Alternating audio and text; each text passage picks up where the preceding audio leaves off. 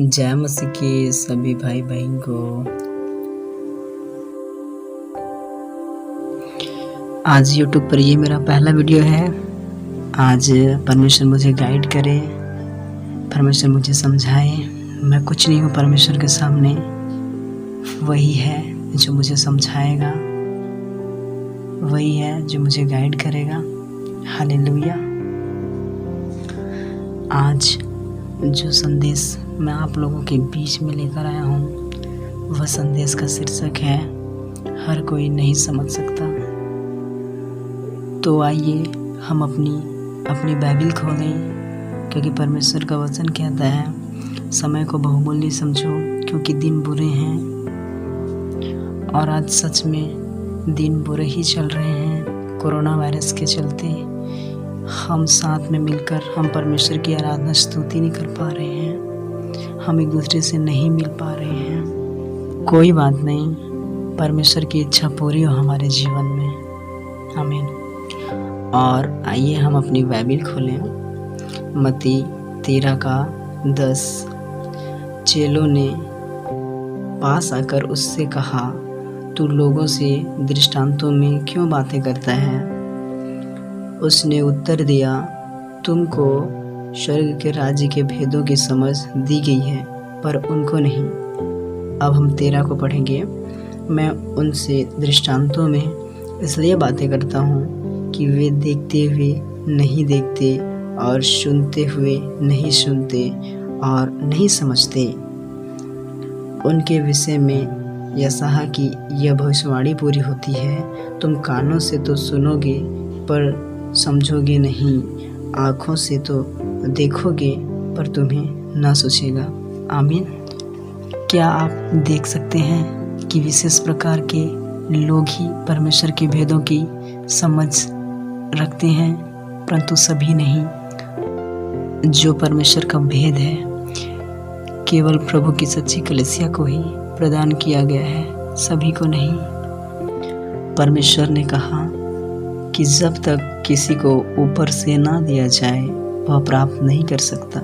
आप इन दृष्टांतों को पढ़ते समय देखेंगे कि कैसे शैतान का आत्मा अपनी झूठी कलीसिया के भीतर घुसकर सच्ची कलीसिया के विरुद्ध अपनी भूमिका निभाएगा।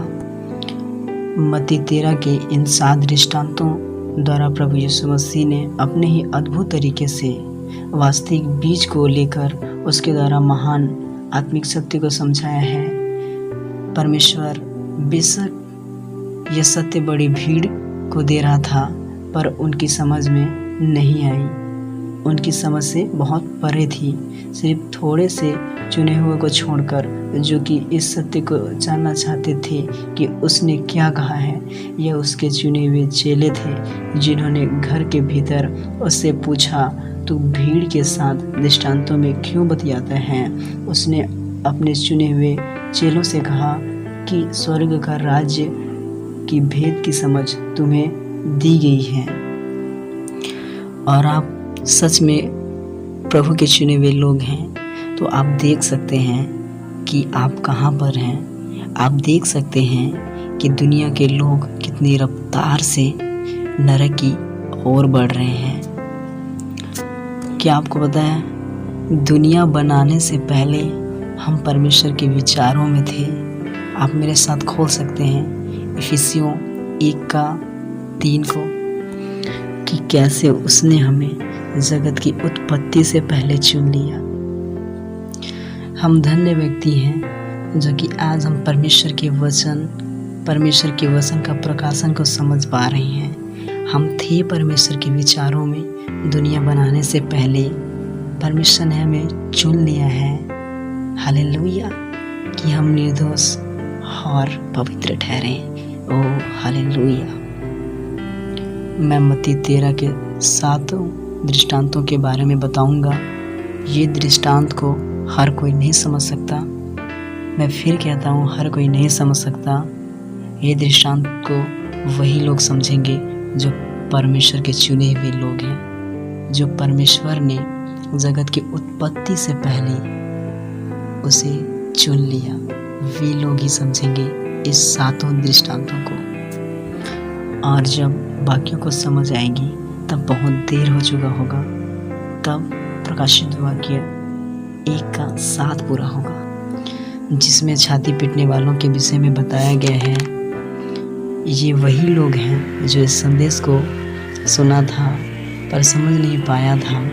यही लोग उस समय सोचेंगे कि काश हम भाई का बात मान लिए होते, काश हम बहन का बात मान लिए होते। लेकिन प्रभु जानता है कि हर कोई नहीं समझ सकता, हर कोई रैप्चर में नहीं जा सकता। रैप्चर में तो वही जाएगा जो परमेश्वर की दुल्हन है। जब बाकियों की समझ में आएगा तो बहुत देर हो चुका होगा। उस टाइम इनके लिए, जो बाकियों को समझ में आया, उनके लिए कुछ नहीं हो सकता सिवा परमेश्वर के न्याय के सिंहासन के सामने खड़े होने के अलावा। क्या आप जानते हैं, नीति वचन 16:25 में लिखा है, ऐसा भी मार्ग है जो मनुष्य को सीधा जान पड़ता है लेकिन अंत में मृत्यु है। आज ही हमें सोचने की ज़रूरत है, हम जिस राह में चल रहे हैं, जिस रास्ता में चल रहे हैं, क्या वह रास्ता हमें अपनी मंजिल तक पहुंचाएगा या फिर बीच में ही हमारी मृत्यु हो जाएगी। प्रियो, आज हमें प्रभु से प्रार्थना, दुआ, उपवास करना है और कहना है, हे प्रभु यीशु मसीह, मुझे ऐसी राह में लेके चल जिस राह में हमें चलूं तो मुझे वो उस राह में चलने से अनंत जीवन की प्राप्ति हो। प्रभु, मैं कहीं ऐसी मार्ग में ना चल पड़ूं जिस राह में चलते चलते मुझे मृत्यु मिल जाए। हे प्रभु, ऐसी राह से मुझे बाहर निकाल। प्रभु, ऐसी राह में मुझे जाने ना दे। ऐसे करके हमें परमेश्वर से प्रार्थना करना है। आज के लिए बस इतना ही, और मैं आप लोगों को बताऊंगा मत्ती 13 के 7 दृष्टांतों के बारे में। तो चलिए, ठीक है। God bless you. सभी को जय मसीह की।